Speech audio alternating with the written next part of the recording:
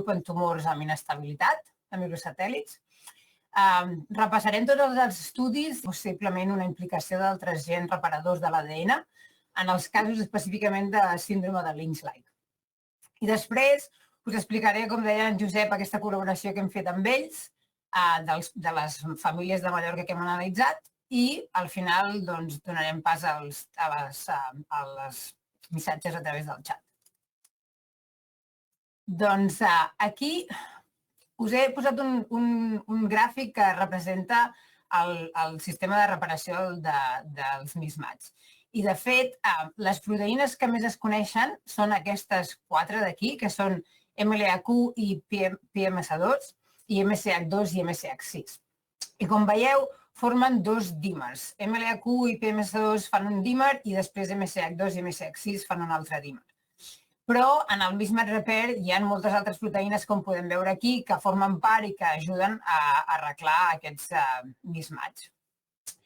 El primer pas d'aquesta reparació és que aquestes proteïnes principals reconeixen els mismatch, que normalment són de petits nucleòtids, no són zones molt grans, són petits. I el que es fa primer de tot és reconèixer que hi ha un mal aparellament de nucleòtids, s'eliminen aquells nucleòtids i una mica més de la seqüència, perquè llavors donar pas a la polimerasa, que és capaç de substituir aquesta secció amb els nucleòtids correctes, i al final la lligassa el que fa és tornar a connectar acaba de tancar el buit i així tornem a tenir les dues cadenes del DNA reparades i ben aparellades.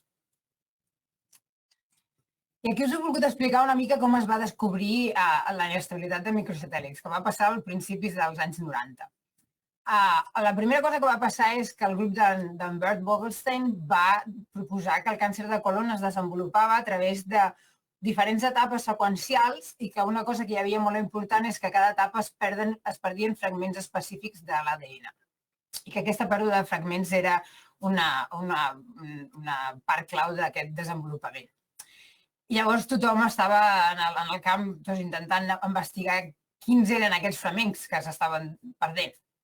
I al cap de 3 anys, i amb una mica de controvèrsia, durant 2 mesos, el maig i el juny, 3 grups diferents van descriure la mateixa inestabilitat de microsatèl·lits.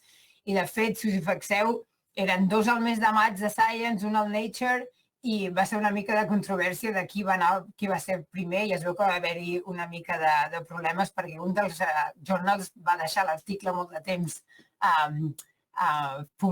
revisant-lo i llavors, clar, van arribar una mica més tard.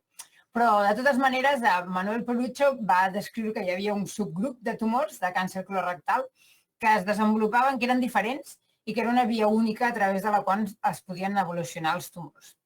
El grup de l'Steven Thibodeau va assenyalar que aquesta nova via o inestabilitat passava principalment en el colon de la dreta proximal, que aquests pacients tenien una millor supervivència i que el que havia descrit en Vogelstein i aquesta inestabilitat passaven inversament. Si tenies una, no tenies l'altra.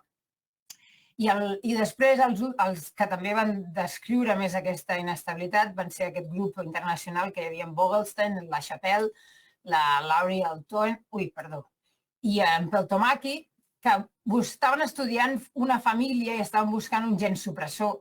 I com que s'havia descobert que hi havia aquesta pèrdua de fragments, el que estaven buscant era una pèrdua d'heterozigosi, però al final el que van acabar trobant va ser inestabilitat en comptes d'aquesta pèrdua. I què és la inestabilitat? Què són els microsatèl·lits? Els microsatèl·lits són seqüències curtes i repetitives que estan presents al llarg del genoma. I n'hi ha en les zones codificants i a les zones que són intròniques o intragèniques. I quan aquest sistema, hi veus, són repeticions i poden ser el que es diuen dinucleòtids o mononucleòtids i també n'hi ha de més llargs, de 4 o de 3. I què passa? Que quan les proteïnes del sistema de reparació del mismatch no funcionen, aquestes repeticions no es poden arreglar quan les cèl·lules es repliquen i llavors s'acaben o introduint delecions o introduint insercions. I hi ha inestabilitat de microsatèl·lits quan la mida d'aquestes seqüències no es pot mantenir. I clar, què passa? Que quan això passa en una zona codificant, doncs s'introdueixen frameshifts, mutacions de frameshift, i per això els tumors amb inestabilitat de microsatèl·lits tenen moltes mutacions. I això, de fet, és el que es van trobar en l'any 93, que van veure que quan comparaven el DNA de tumor amb el normal, veien que hi havia totes aquestes bandes molt repetitives. I, de fet, això és una diferència d'un nucleòtid, que això era un gel que analitzava un microsatèl·lit de mononucleòtids, la repetició només un nucleòtid. I ara, avui en dia, això ha canviat una mica, ja no fem servir aquests gels. El que es fa ara mateix és fer una anàlisi, una PCR amb 5 microsatèl·lits, que són aquests, i tots aquests són mononucleòtids, perquè s'ha vist, abans primer es feia amb 2 mononucleòtids i 3 dinucleòtids. Però l'anàlisi dels microsatèl·lits de mononucleòtids són molt més eficients per detectar aquests tumors MSI-High. I llavors el que es fa és, cada un d'aquests té un tag fluorescent i cada un té un color diferent. I llavors es fa una PCR amb tots els microsatèl·lits junts i llavors el que fas és passar-ho per una electroforesi capilar i llavors mires els fragments. Tens uns marcadors, com això són els marcadors i això és el DNA normal. I veus que, per exemple, això és BAT26, té aquesta mida que està a prop del 120 i pico. I quan analitzes el tumor i ho compares, veus que les cèl·lules, el DNA tumoral, té un altre fragment que ha perdut i té una mida més petita. I llavors això vol dir que hi ha inestabilitat en aquell marcador. I quan hi ha inestabilitat en 2 o més marcadors dels 5, aquell tumor es considera un tumor amb MSI-High. I aquesta és l'altra manera que també es pot identificar deficiència en el mismatch repair, que es fa a través de l'immunohistoquímica d'aquestes 4 proteïnes principals. I aquí en aquesta podem veure que hi ha pèrdua d'expressió de MLA-Q i de PMC2 i que hi ha expressió normal de MSH6 i MSH2. I normalment què passa? Que com que aquestes proteïnes formen aquests dímers, doncs quan fas la immunohistoquímica veus que hi ha pèrdua de les dues que formen el dímer. Però, no obstant, algunes vegades també es veuen pèrdues d'expressió de només un dels gens i no de totes dues. Però, bàsicament, MLA-Q i PMC2 normalment sempre es veuen juntes. I quins tipus de càncer de colon tenen MSI? I quina és la proporció d'aquests tumors que tenen MSI? Aquí us he posat un pie chart que descriu els diferents fenotips clínics que fins ara que coneixem. La majoria de tumors de càncer colorectal són esporàdics, que vol dir que esporàdics vol dir que aquella persona, la seva família, és l'única que té càncer de colon, no hi ha familiars. I que són estables, vol dir que la majoria de tumors no tenen aquesta inestabilitat de microsatèl·lits. Veiem tumors inestables, esporàdics, en un 10%, més o menys, de tots els tumors de càncer de colon. Després tenim un grup, com al voltant d'un 20% dels pacients tenen una agregació, diferents graus d'agregació familiar, diferents número de familiars a la família tenen càncer de colon, però cap d'aquestes persones tenen una mutació genètica identificada. I per tant són familiars, però no sabem realment si estan causats per l'ambient o per una barreja entre la genètica i l'ambient, però no sabem exactament per què. I després hi ha 2 tipus molt clars de casos hereditaris i es diferencien bàsicament per la presència de pòlips. Hi ha els síndromes de poliposi, com poden ser FAP o mutacions bial·lèliques en MYH, que donen molts de pòlips en els pacients, i després tenim el síndrome de Lynch, que aquest són pacients que hereden una mutació germline en els gens reparadors i desenvolupen tumors MSI. I com els tumors, els gens reparadors, en teoria són gens supressors, i per tant el que fan, el paradigma de funcionalitat d'aquests gens o de pèrdua de funcionalitat és que segueixen una hipòtesi dels 2 hits. Si són casos hereditaris, aquestes persones neixen amb una mutació i després, al cap del temps, les cèl·lules tumorals adquireixen a nivell somàtic una altra mutació en el mateix gen. I això fa que perdin la funcionalitat. I si no és hereditari, doncs els dos al·lels acaben estant mutats i a nivell del tumor i llavors hi ha una pèrdua de funcionabilitat. I com dèiem, hi ha casos esporàdics que tenen MSI i casos germline. I els casos esporàdics, que són aquests, més o menys un 10% dels casos, tenen el que es diu pèrdua d'expressió d'MLA-Q, però per metilació del promotor. I com que hi ha una hypermethylation del promotor, hi ha una repressió de la transcripció i llavors es perd la proteïna. I els tumors tenen inestabilitat perquè MLA-Q, com hem dit, és un dels principals gens en la via de reconeixement dels mismatch. I una altra característica és que hi ha una associació amb aquesta mutació en l'oncogene BRAF, que és aquesta mutació específica, la B600E, i molts d'aquests tumors tenen aquesta mutació. I la història està que els tumors que són Lynch gairebé mai tenen aquesta mutació. I llavors aquesta mutació es fa servir una mica com a criteri diagnòstic per separar els tumors inestables esporàdics dels que no ho són. Però hi ha una proporció de tumors esporàdics que tenen metilació i no tenen la mutació a BRAF. Per tant, no serveix en tot el 100% dels casos. I aquí us explico una mica què és el síndrome de Lynch. El síndrome de Lynch és un trastorn hereditari que fa que s'augmenti el risc de càncer de colon, però també de molts altres casos. Hi ha altres càncers, com us he posat aquí. I sobretot amb dones tenen un alt percentatge de desenvolupament de càncers d'endometri. Per tant, no només és un síndrome associat amb càncer de colon, sinó que és un síndrome amb diferents tipus de càncer. Tenen una penetrança entre el 70 i el 80%. Això vol dir que és el gent que té la mutació, això és una estimació de quan desenvolupen tenir una mutació al càncer.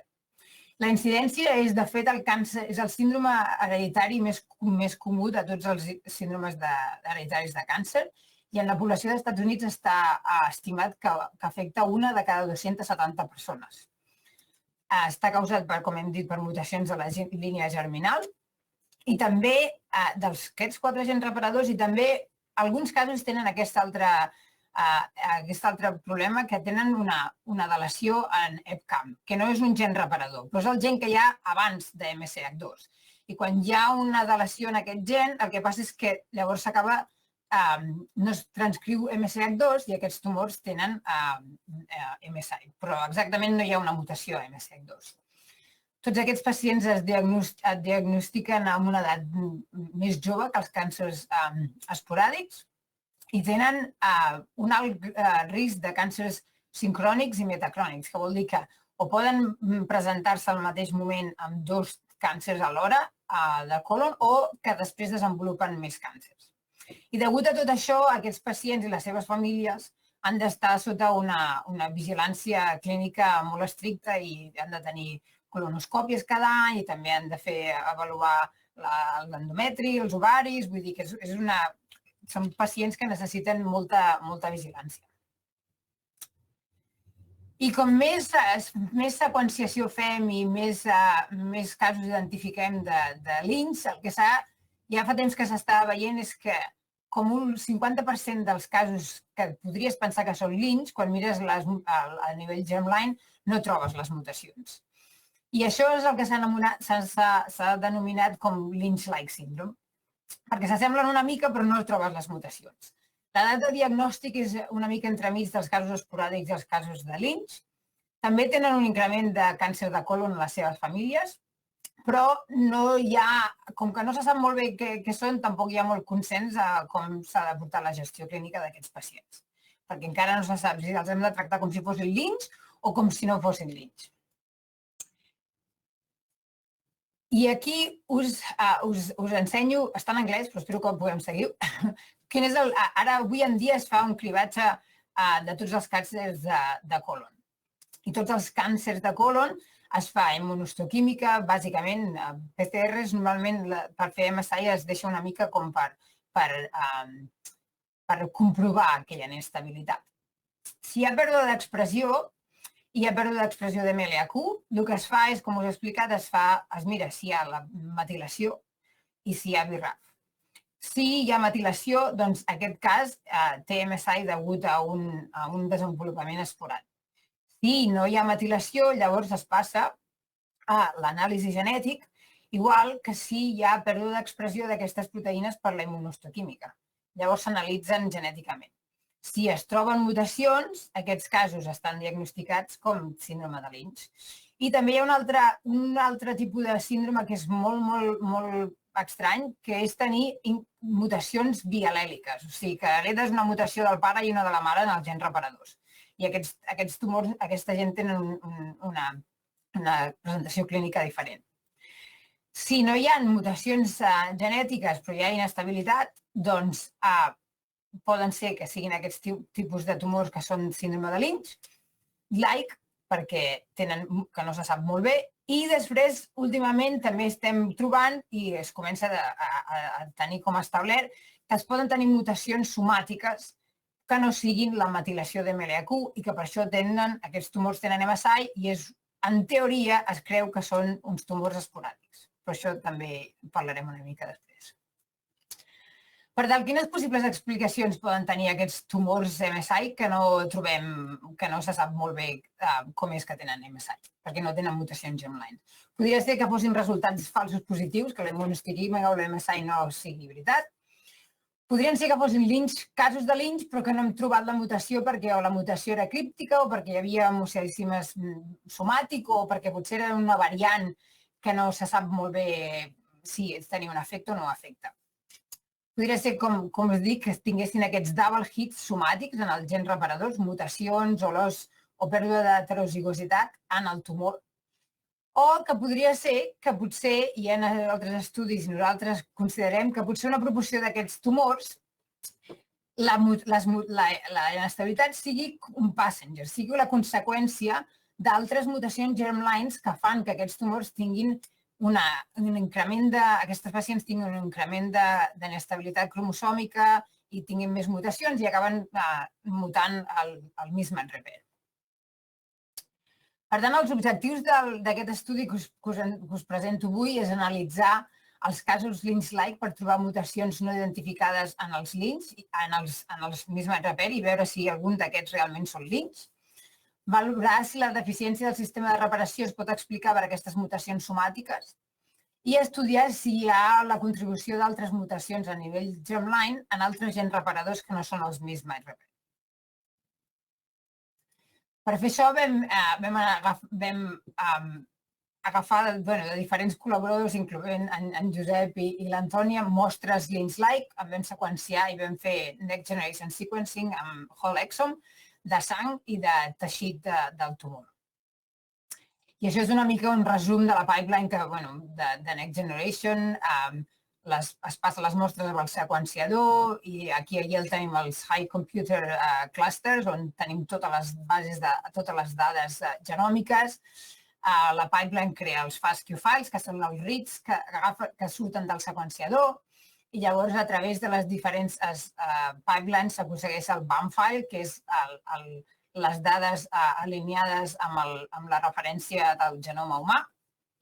I després es fa el variant calling i quan tenim el BCF, que és el format on hi ha descrit cada variant que hi ha en el genoma, fem servir ANOVAR per anotar aquestes variants que hem trobat i per saber si estan en aquest gen o en l'altre, si és una missenç, si és un frameshift, i llavors tenim una llista de variants al final.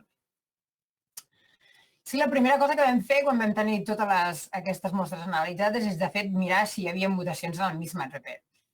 I dels 100 Lynch Lynch-like que vam analitzar, en vam trobar 4 que sí que tenien mutacions descrites patogèniques. I després també vam trobar 3 pacients que tenien variants que no se sap molt bé si són patogèniques o no. I això podria ser, bàsicament, perquè alguns d'aquests Lynch potser Lynch-like es van analitzar feia temps. Les variants també han pogut canviar perquè la patogenicitat també canvia quan es té més dades moleculars de cada una de les variants. I després tenim aquests 3 pacients que tenen unes que són tot micens i que no sabem molt bé si són patogèniques o no. Però una part, ja et dic, 4%, 4 de 100 vam trobar que tenien una mutació en un mismatch repair. Després vam mirar quina és la proporció de les mostres que tenien tumors, quina és la proporció que trobàvem aquests double hit. I en el 52% ho vam trobar. Vam trobar que teníem a nivell del tumor una mutació i loss of heterozygosity o dues mutacions i que les mutacions en aquests gens que eren concordants amb la pèrdua d'expressió de la immunohistoquímica. I després l'altra meitat no vam trobar. Vam trobar que tenien altres tipus tenien mutacions en diferents gens del sistema de reparació, però no dues en el mateix gen. Vam trobar 5 casos que tenien una mutació i després vam trobar 4 casos que no hi havíem trobat cap mutació somàtica. Llavors, per començar a mirar si trobem mutacions germline en altres gens, primer de tot vam fer un filtrat a través de la freqüència poblacional. I només vam incloure mutacions que estan a l'Exact, que és una d'aquestes bases de dades a nivell poblacional genètiques que fem servir. Si trobàvem una variant als nostres pacients, només la incloïen si era novel, que no estaven a la base de dades, o si tenia una freqüència de menys de 2 elements 5. I això està relacionat amb el tipus de fenotip que estem buscant. No pots tenir una freqüència poblacional molt alta si el teu fenotip és molt poc freqüent, com és el Lynch-like. I llavors, per aquest estudi, només vam incloure variants de loss of function. Stop gains, frame shifts i splicing variants. I en els 100 casos vam trobar 3 variants de splicing, 3 variants de stop gains i 2 variants que eren frame shift. I aquests són els gens dels gens reparadors que vam trobar altres variants. I coses a destacar aquí, 2. Vam trobar un pacient que tenia 2 mutacions, una splicing al CHEK2, que està definida com a patogènica, i després també tenia un altre splicing al POLQ. I després vam trobar aquest gen, el REQL5, que 2 pacients tenien la mateixa mutació de splicing. Llavors, com que vam trobar que 2 pacients tenien la mateixa mutació, diguéssim que aquest és el resultat més significatiu, vam voler començar a investigar una mica més, a veure si aquestes mutacions estaven associades amb el nostre fenotip o si no estan associades, que és el primer que en teoria has de fer. La primera cosa que vam fer és veure si aquests 2 pacients estaven relacionats, perquè, clar, vam trobar la mateixa mutació. I vam fer una anàlisi de haplotype utilitzant LINC i vam veure una comparació del genoma d'aquests 2 pacients i vam veure que no estaven relacionats, que no eren familiars. Després, vam anar al Genomat, que és la nova base de dades després de l'Exact, que és la base de dades amb més informació genètica de població a nivell poblacional. I vam buscar aquesta variant i la vam trobar en 13 casos. Però quan vam fer una comparació de la freqüència de la variant, vam veure que si ho compares amb aquesta població, el fet de tenir aquesta variant en 2 pacients teníem una freqüència significativament més gran que en la població general. Després també vam veure, com que havíem trobat aquesta variant en 2 persones d'Espanya, vam dir que no sigui una cosa que estigui relacionada potser amb persones espanyoles. I vam utilitzar aquesta base de dades, que és una base de dades a nivell poblacional, però només de persones a Espanya. I la vam trobar en una persona. També vam fer una altra comparació estadística i segueix sent amb una freqüència més alta en el nostre grup de pacients. Després vam utilitzar aquesta base de dades que es diu CAN-BAR, que té dades genètiques de gent amb càncer de còlon familiar. D'acord? I vam veure que hi havia un pacient que tenia aquesta variant. Però aquí, en aquesta base de dades, no se sap si són MSI o són MSS.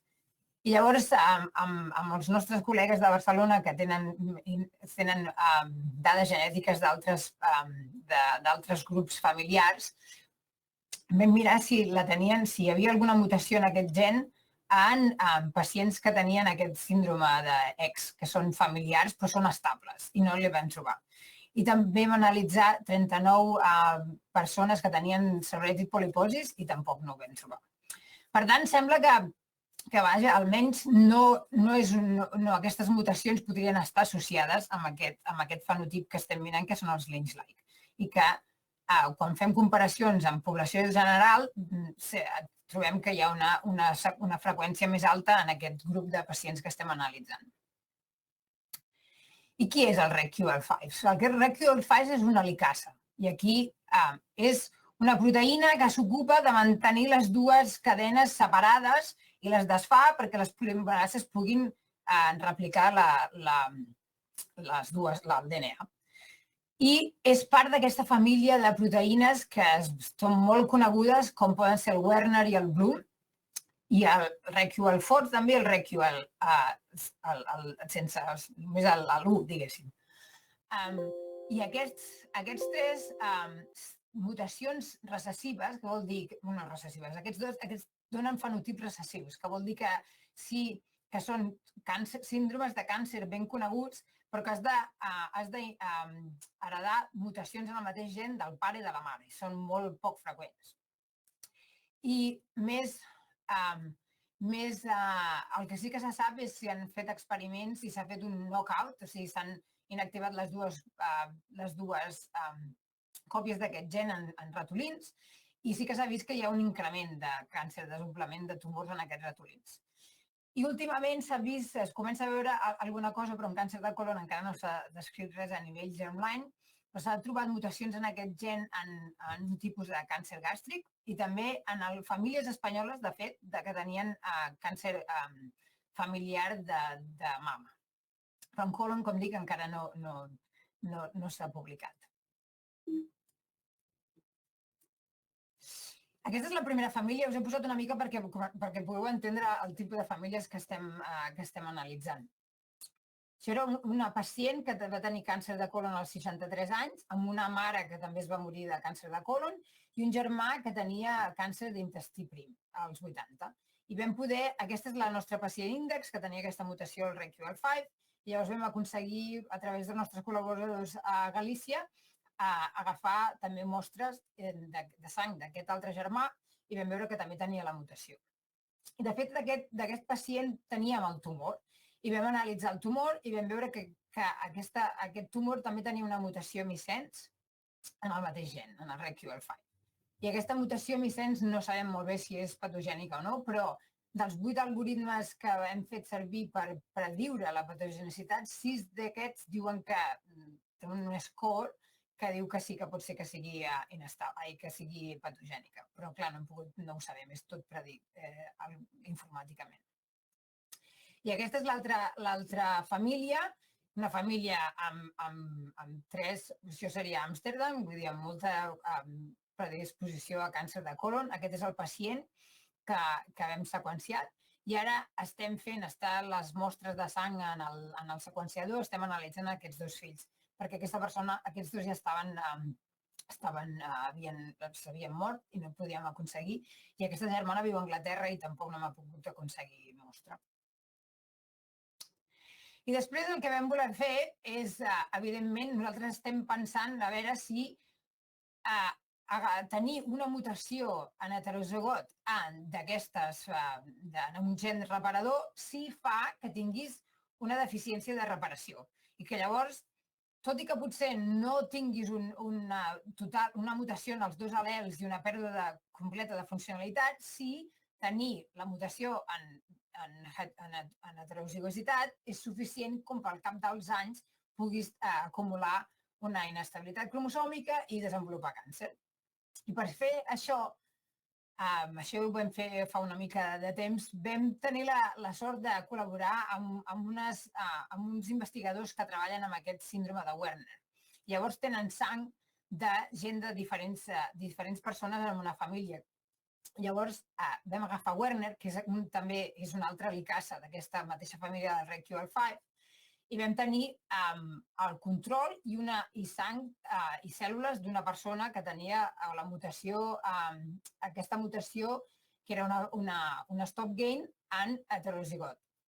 Llavors el que vam fer una anàlisi in vitro. I el que vam voler fer és, les vam irradiar i llavors, al cap de diferents hores, vam veure el nivell de fosforilació de la histona H2X.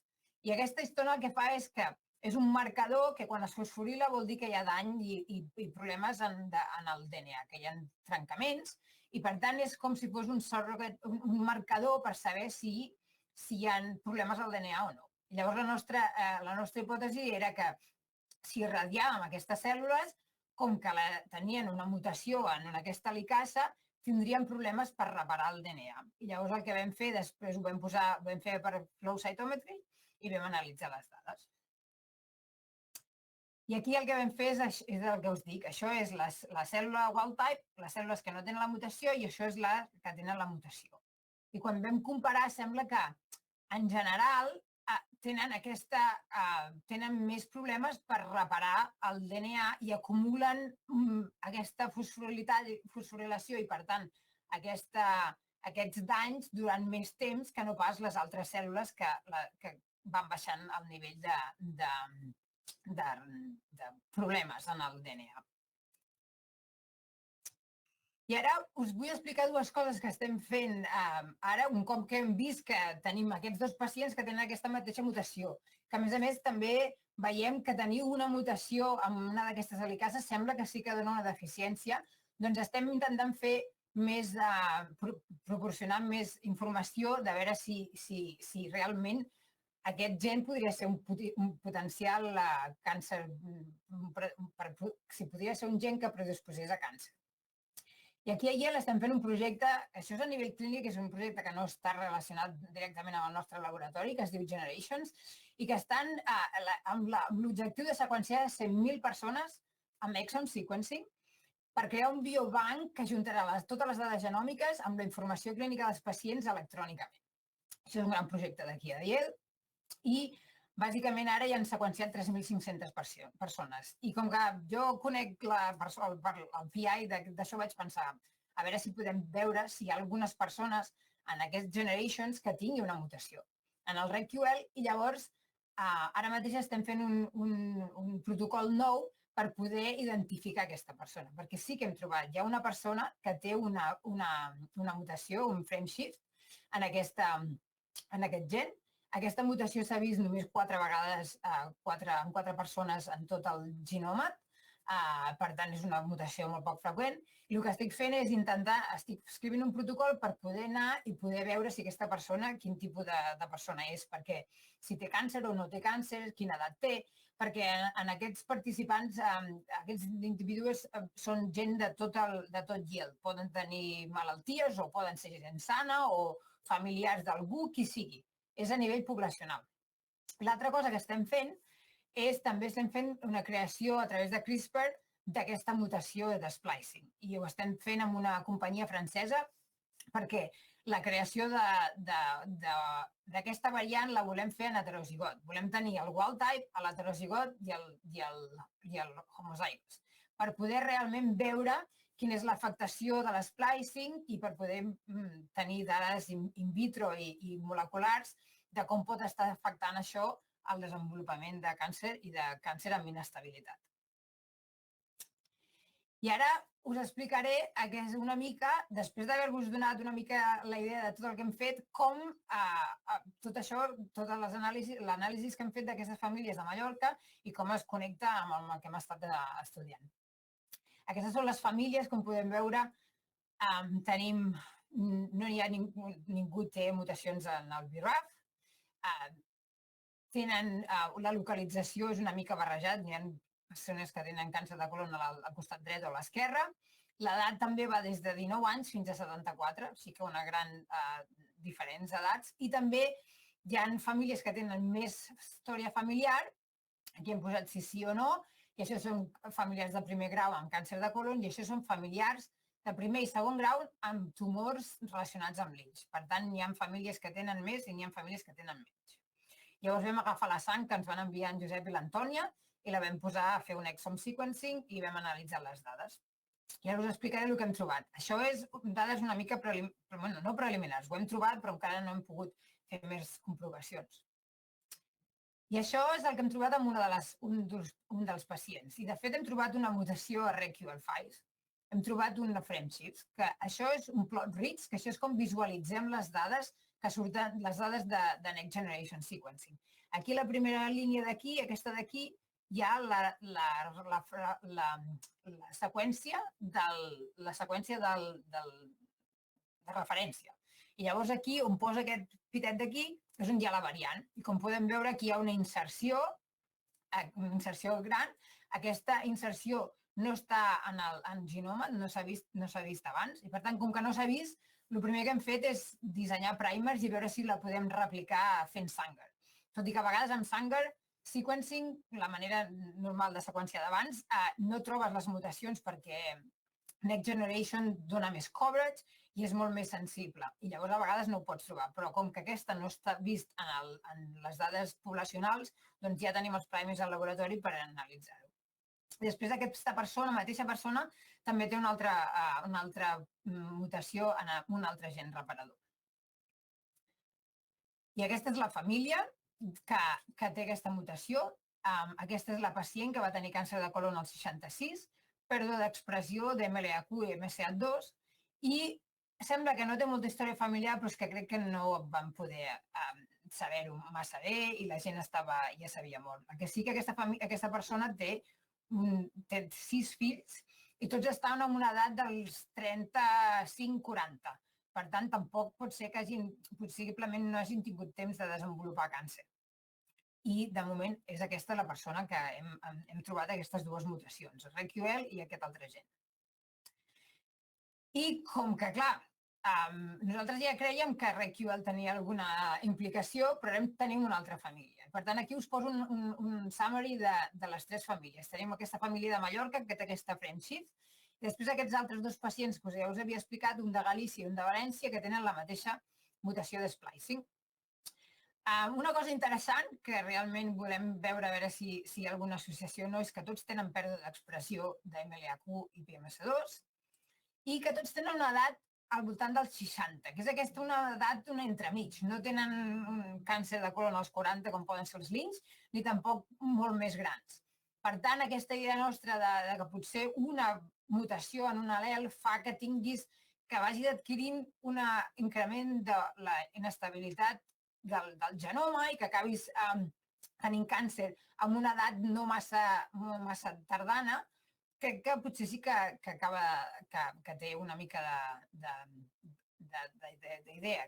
Ho dic per aquesta edat de presentació. Ja, la família de Mallorca és aquesta que hem parlat, que no té història familiar, però tampoc no crec que no tingui història, que la qüestió és que no es va poder tenir la informació. I després les altres 2 sí que tenien història familiar. I llavors, clar, com que ara tenim 2 mutacions, que és la mateixa, més una altra mutació RQL. I llavors el que vam fer és fer una comparació estadística. Vam anar al genòmat i vam agafar totes les mutacions que tenen pèrdua de funció i vam fer una comparació per veure si encara significativament en el nostre grup de pacients Lynch-like tenim una freqüència més alta i així, evidentment, sí que hi ha una freqüència més alta en el nostre Lynch-like, en el nostre fenotip. I aquest és l'altre pacient que hem trobat de les famílies de Mallorca. Hem trobat una mutació, una missense, veieu? Aquí, que és groc i verd, aquesta d'aquí. Una mutació missense que l'han trobat en el genoma 1. Hi ha una persona que és Southern European, que vol dir que o són italians o són espanyols. I aquesta mutació no està descrita, no té una implicació clínica descrita, però dels 9 algoritmes informàtics, tots 9 diuen que possiblement és patogènica. I mutacions bial·lèliques en aquest gen és el que dona un síndrome molt ben establert que es diu Fanconi anemia, però el que passa que aquesta persona en teoria seria un portador, té una de les mutacions. I el que no està molt clar, aquests pacients tenen un increment de risc de càncer de leucèmies, però no se sap molt bé si els portadors per se tenen un increment de càncer de risc o no en tenen. I per tant encara no sabem molt bé, de moment hem trobat la mutació, però no sabem molt bé què dir-ne d'aquesta mutació. I aquesta és la família que té aquesta mutació. És aquest pacient que tenia càncer de colon tan jove i crec que la seva mare se li va fer una colonoscòpia i no van trobar res el 2016. Però una de les coses que estaria molt bé d'aquestes dues famílies és analitzar el tumor per veure si hi ha una altra mutació al nivell somàtic. Però, malauradament, d'aquestes dues famílies no tenim el tumor. Així que no podem saber moltes coses més. I, per tant, per concloure, dels resultats, podríem dir que un 4% dels casos, almenys en la nostra sèrie de Lynch-like, en realitat són casos Lynch, perquè a través de o amb noves tecnologies pots trobar la mutació o perquè potser tenien variants que no se sap la significació, que en la nostra sèrie la meitat dels tumors hem trobat de tumors Lynch-like, hem trobat aquesta two-hit en les dues mutacions a nivell somàtic, però en l'altra meitat no l'hem trobada específicament. I una de les coses que anem a fer ara és tornar a reanalitzar més, a veure si potser ha sigut si seqüenciant més i tenim més coverage, podem trobar aquestes mutacions, aquestes dues mutacions a nivell del tumor. També podem concloure que aproximadament el 15% dels tumors Lynch-like tenen mutacions germline en altres gens de reparador i creiem que RECQL5 és un potencial gen de predisposició a càncer associat amb càncer familiar però amb inestabilitat de microsatèl·lits. I que creiem que les variants en heterozigot sí que poden tenir un efecte i que, de fet, el que fan és promoure una deficiència en la reparació del DNA que, a mesura dels anys, fa que incrementi la inestabilitat i que es puguin desenvolupar càncer. I, per tant, només agrair als meus col·laboradors, incloent en Josep i l'Antònia, en Rodrigo, també que treballa a València, i dels meus col·laboradors a nivell dels Estats Units, que sense les seves mostres no haguéssim pogut fer cap estudi. En Xavier Llor, que és el meu mentor, va ser el meu director de tesi i hem treballat junts des de llavors. Aquestes són les dues, NIH, que és el govern dels Estats Units, que em va donar la beca que hem estat que hem estat fundant aquests anys, i la Prevent Cancer Foundation, que és una fundació privada, i sobretot a la Mar Giner, que ara és el postdoc, ara ha tornat com a postdoc, però va estar fent aquí part de la seva tesis, i que és la persona que està treballant amb tots aquests estudis. I, doncs, ja ho tenim, això. Ja he acabat. Molt bé, moltes gràcies, Rosa. Si voleu, ara ja podeu fer les preguntes, si les escriviu pel xat, jo les aniré llegint i la Rosa mos anirà contestant.